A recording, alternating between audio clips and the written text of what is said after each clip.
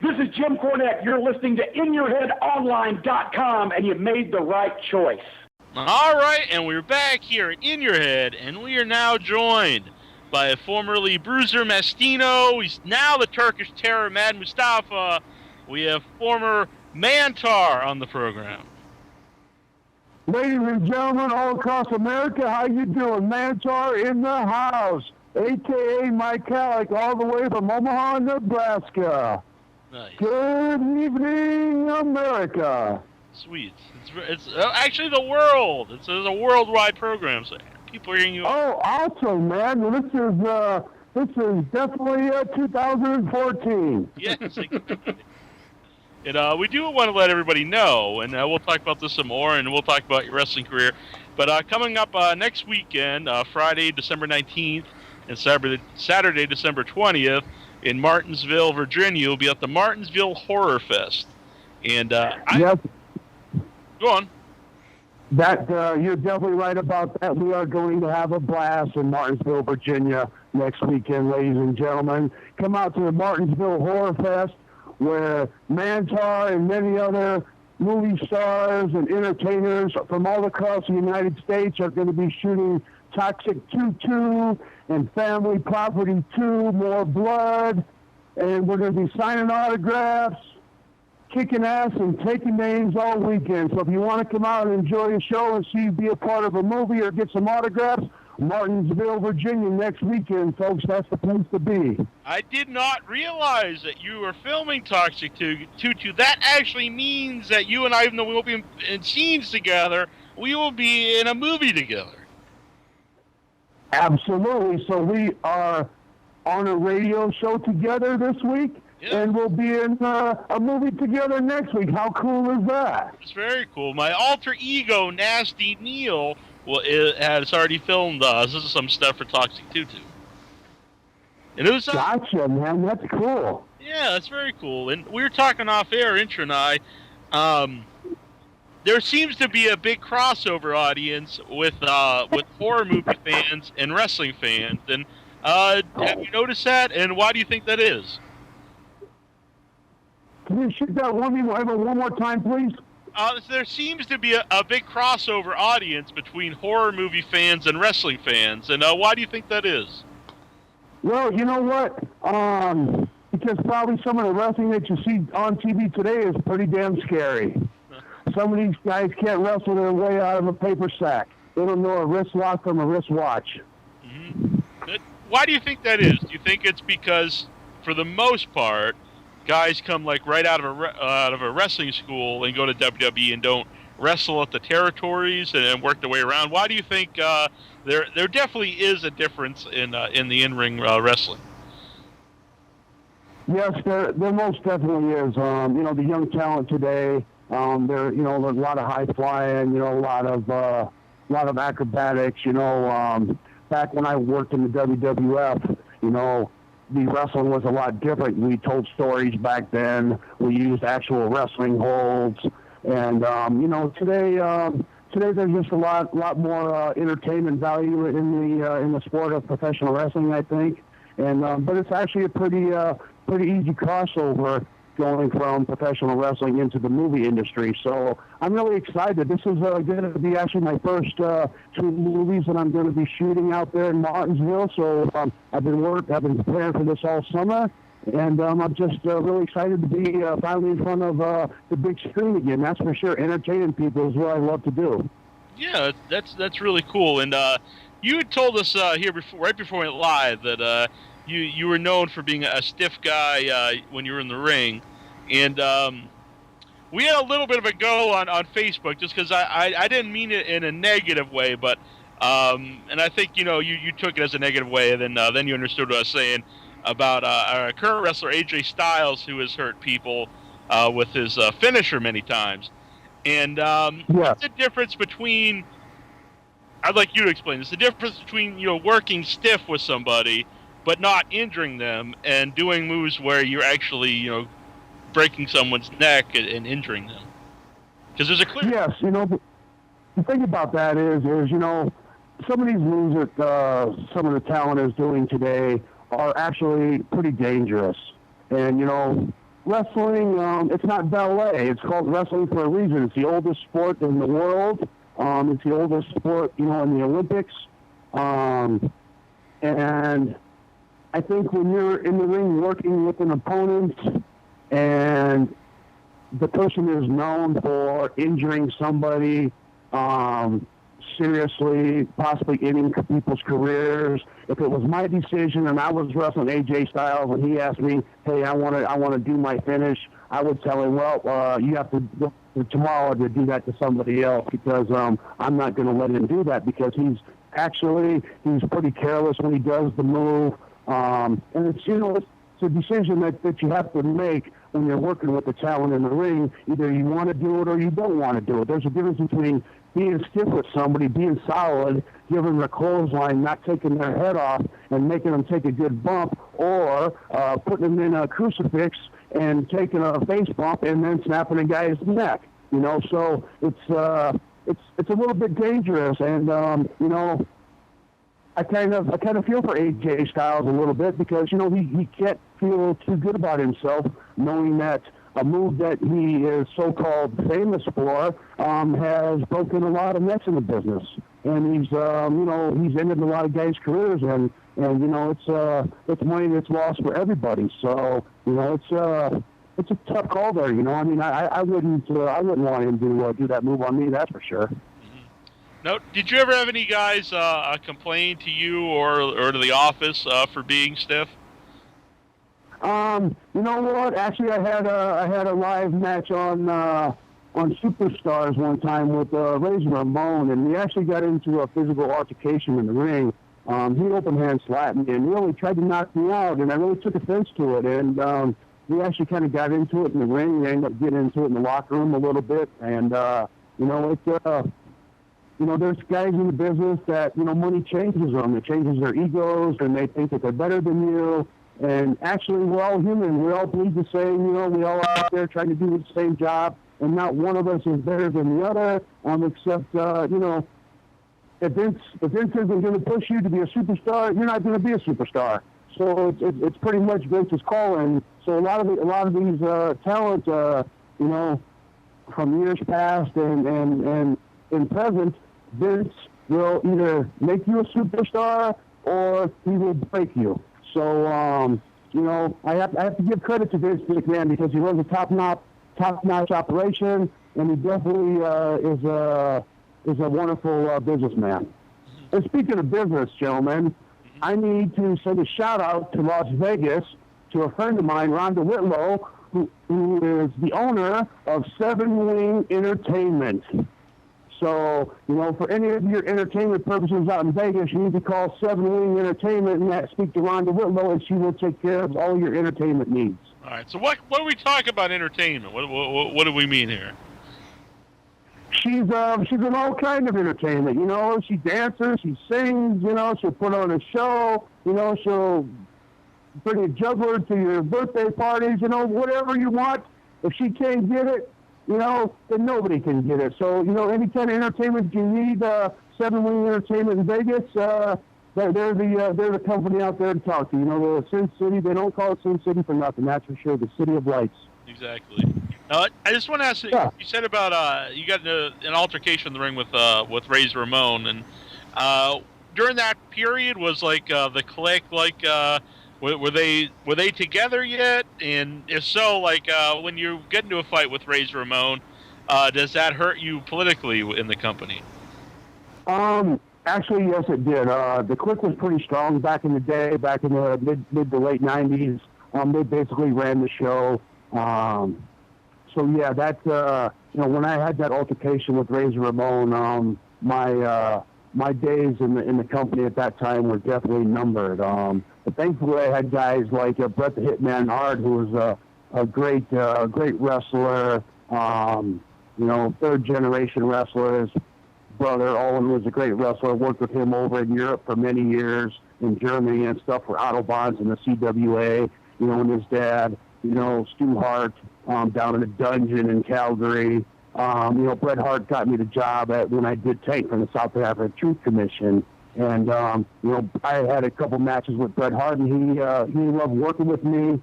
And I kind of have a bad reputation for being a little stiff, but I'm an amateur wrestler. I'm an amateur champion, and I take wrestling seriously.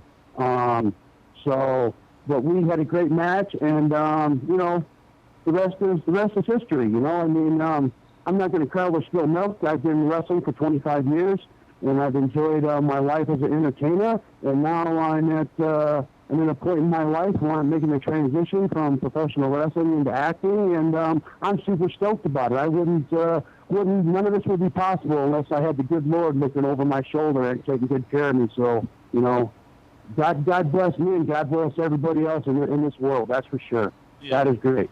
So, what are you playing in these in the movies? I know Toxic Tutu is like a documentary style film. They almost. Yeah, Toxic Tutu. I will be playing a gangster in that film, okay. Which would be very exciting. I played a gangster type of character, mafioso, mastino, simply outstanding bruiser mastino over in Europe. So I'm pretty used to that kind of type of a character. And then I'm also playing the lead characters in Family Property 2. I'm Bobby Carter, which is the crazy drunken dad in the movie. So that ought to be quite interesting. That sounds like a lot of fun as well. No, I know you were managed by Jim Cornette when you came up as Mantaur, and you also worked with him in Smoky Mountain. Did you have a good relationship with Mr. Cornette? Yeah, Jim Cornette's a wonderful, wonderful guy. Actually, I just spoke to an agent this afternoon in New York about getting booked on the tribute show for Jim Cornette for 50 years in the business. It's going to be on March 14th in North Carolina, I believe. So I'm really excited to be going down there. When I worked with Jim Cornette, he had myself, he had Yokozuna, he had the Heavenly Bodies, and what a great guy, what a funny guy. Been in the business a long time, knows a lot of all the ins and outs of the business, and it was just a pleasure to work for him, that's for sure, and with him. Yeah.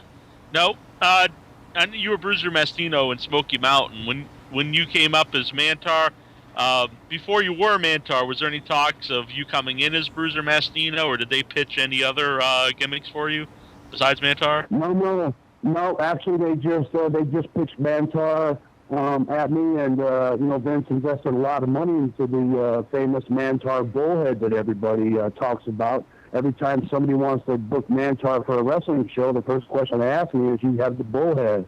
And I was like, "No, that's in the dungeon somewhere up in Stamford, Connecticut, in the office up there." And probably collecting dust. But yeah, I only wore it like 5 or 6 times, and then we changed it and shaved my hair into horns and painted my face, and I like the new character, new and revised edition of Mantaur much better than the original one, that's for sure. Yeah. Now, did they have? You said he put a lot of money, into the outfit and everything. Did they promise you anything, or maybe not promise you, but tell you like, we see you as being a top guy or working with so and so, or any titles or anything like that? No, not at all. That was my first major break in the wrestling business. At that point, I'd been wrestling for about 5 years over in Europe, and I was learning the trade over there. And the $1 Million Man, Ted DiBiase, actually got me my first job with New York and Vince McMahon. So Ted is originally from Omaha, Nebraska as well, so we are fellow SOBs. And he looked after me and threw me a bone, and I found a crack in the door and I just blasted through it. So I really enjoyed my time with the WWF. The 3 different characters formed over a course of 3.5 years or so, and it was a great opportunity in my life that I really enjoyed. What was it like being in the Royal Rumble? That was awesome. That was absolutely incredible experience in the Sun Dome down in Tampa, Florida. At one time, it was myself, Lex Luger, the British Bulldog, and Shawn Michaels, the 1, 2, 3 Kid. There was all 4 of us in the ring, and it was just us 4. And it was great to work with them. I was super excited, a little nervous, of course. You have to be if you're not nervous when you're wrestling in front of 30,000 people and another 30 or 40 million on TV. Then there's something wrong with you. I don't think you don't ever not get the butterflies and jitters before you go in the ring, because you have a job to do. You have to entertain people, and you want to do the best job you can do without killing yourself in the process. So, there's definitely that fine line that you have to be careful of crossing sometimes, Mm-hmm. You had a short run in ECW. Did you enjoy that promotion, and what are your thoughts on Paul Heyman? Well, I never really had a chance to talk to Paul Heyman too much. At that time, every time a talent came off the WWF television and they went to ECW, Paul Heyman's style was to basically, job you out. He wanted to pin you as fast as he could, just because, that was his ego working against Vince's ego there, I think, a little bit. But as the experience that I had up there, the matches that I had, it was a great experience. The guys that worked for that company, they built some of that.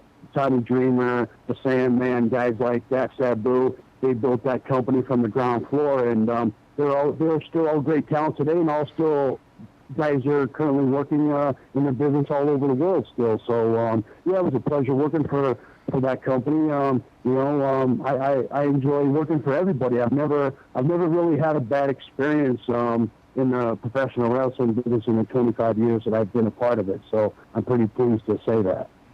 Would you have liked to work longer in ECW? Why wasn't your stay a longer one? Yeah, because I went right from the ECW, I went right back to over to Europe. Over in Europe, they would run a territory from like the first week of May to a week before Christmas, and you would travel all over Germany, Austria, England, France, Belgium, Italy. You would travel all over the European nation over there, and you'd be in some places you'd be in Austria for like 76 straight days. So that's unheard of today. That would never happen in the United States of America, but it's definitely it's catch as can wrestling in Europe, and it's more of storytelling. You wrestle this in the same venue every single night. There's a lot of the same fans every night, and on the weekends, there'd be 5,000-6,000 people there, and it was just a great time to be able to perform in front of the same people night after night. And it's harder than you might think, because you're not in a different town, so you have to come up with different ideas every night. You have to do different things. And so it really kept you thinking and kept you on your toes, and you learned a lot when you were over there. A lot of American talent at one time or another has been over to Germany and wrestled at one time in their career. Guys like Andre the Giant, Bret Hart, Owen Hart, Chris Benoit, JBL, the list, Fit Finley, the list just goes on and on and on. I mean, that's where a lot of guys got their experience and learned the actual trade of professional wrestling. Incher, do you have a question? Yeah, I got a question from the message board. LeBlue guy, he wants to know, what was it like being involved in the bizarre Goldust vs. Warrior match? You know what? That was awesome. That was in my hometown here in Omaha, Nebraska, the Civic Auditorium. The Ultimate Warrior was definitely quite a character at that time.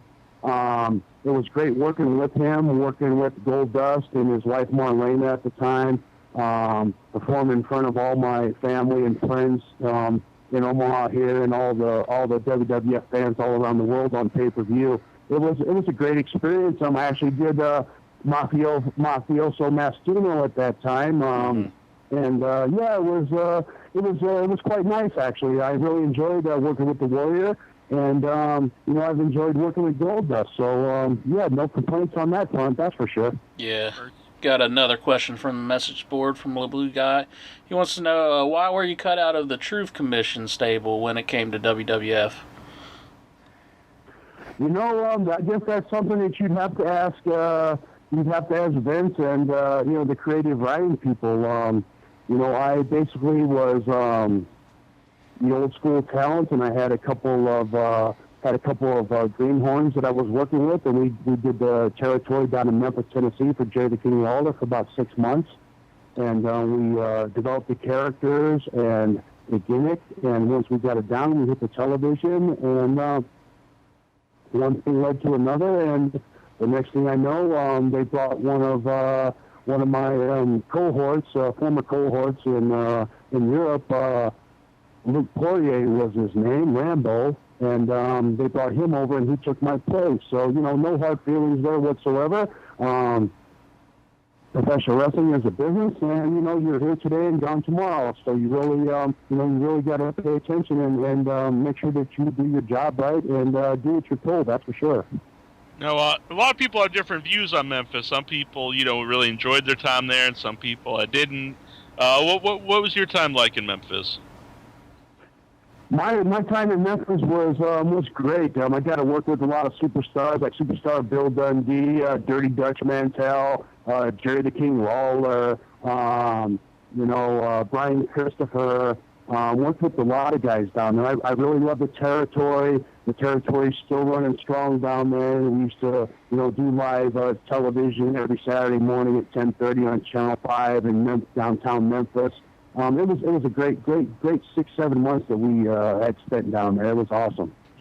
Now, did you grow up being a wrestling fan? Not so much. Not that I never went to wrestling shows or anything, because I used to go. Maurice Mad Dog Vachon got me started into the professional wrestling business, and he lived in my neighborhood. And I remember when I was about 10 years old, he gave my father a couple tickets and said, "Hey, bring Mike down to the wrestling show." And so he did, and Maurice brought me in the back, and I was in the back with guys like Nick Bockwinkel, Andre the Giant, Ray the Crippler Stevens, superstars like that. And I'll never forget my first experience backstage when I was a young boy, and that was something that was really, really incredible. I couldn't believe what I was seeing. I remember Maurice said, "Hey, Mike, you just wait right here. If anybody asks who you're with, just say I'm with the Mad Dog." And I remember one of the boys came up and said, "Hey, son, what are you doing here? Who are you with?" And I said, "I'm with the Mad Dog." And he said, Okay, I'll leave you alone. Have a good time. And I thought that was kind of funny. So, I went to a lot of matches with Maurice and watched him, and just kind of learned the trade. But yeah, I always wanted to be a professional hockey player. I played hockey when I was younger, from 5 till I was 15 years old. So I always had a dream of being a pro hockey player. So no, I just watched wrestling every Sunday, and that was about all the dreams or aspirations I had about being a professional wrestler. Never even crossed my mind at that time. How did you meet Mad Dog? Like, how did you guys become friends and him take you to the shows? Well, we grew up in the same neighborhood that Maurice lived in, and when I used to deliver papers as a little boy on the weekends at 4:30, 5 o'clock in the morning, he'd be out running the streets. He would run like 10 miles every day at the time before he lost his leg, and so I would deliver his newspaper, and that's how I became friends with Maurice. And he passed away about this time last year. God rest his soul. And what a great man! Had a lot of stories, and really did a lot for myself and a lot of other young talent in the business today. Yeah, we actually did a tribute show to him when he passed away, and a lot of people who'd worked with him came on and told stories. Yes, I actually was at a service, and there was a lot of guys that came down from Minneapolis, like the Baron von Raschke, the High Flyers, Greg Gagne, Jim Brunzell. They spoke in a service, and so it was kind of nice to see some of the old school gentlemen for a change, outside the wrestling ring. Yeah, definitely. And no one, well, obviously tribute show, but still no one we've ever spoke to has ever say anything bad about Mad Dog Vachon. No, he was a great worker. Been all over the world. He was definitely a hometown hero up in Montreal, Canada, from where he's from. And he's definitely missed every day. I want to give a shout out to his wife, Kathy Vachon, here in Omaha, Nebraska. Love her and miss her, and hope she's doing well. Very cool. We'll let everybody know next weekend you'll be at Martinsville, Virginia, at the Martinsville Horrorfest, and we'll have the link right on our website, but it's martinsvillehorrorfest.yolasite.com, And well, the link right there, right underneath this interview, so you can click there and find out all the information. And you'll be there. Boogie Man, Jimmy Valiant will be there. Absolutely. Times. Absolutely. Jimmy the Boogie Man Valiant's going to be there. Mantaur's going to be there. A lot of other famous actors are going to be there. It's going to be a great time in Martinsville, Virginia, at the Horror Fest down there. There's going to be a lot of movies being made. A lot of autographs are going to be signed. A lot of hands are going to be shaken. It's going to be a great time. So I encourage anybody and everybody who's in the area, or even if you're not in the area, take a trip to Martinsville, Virginia next weekend, folks, because it's going to be one hell of a party. I'm going to guarantee that for sure. Excellent. Well, thank you for coming on tonight. Hey, gentlemen, it's been a pleasure to be in your house for a change. So from my family to your family, happy holidays and Merry Christmas. Woo! Excellent. Merry Christmas to yourself as well. Thank you very much, gentlemen. Bye. Hey, this is Bret the Hitman Hart, and you're listening to InYourHeadOnline.com.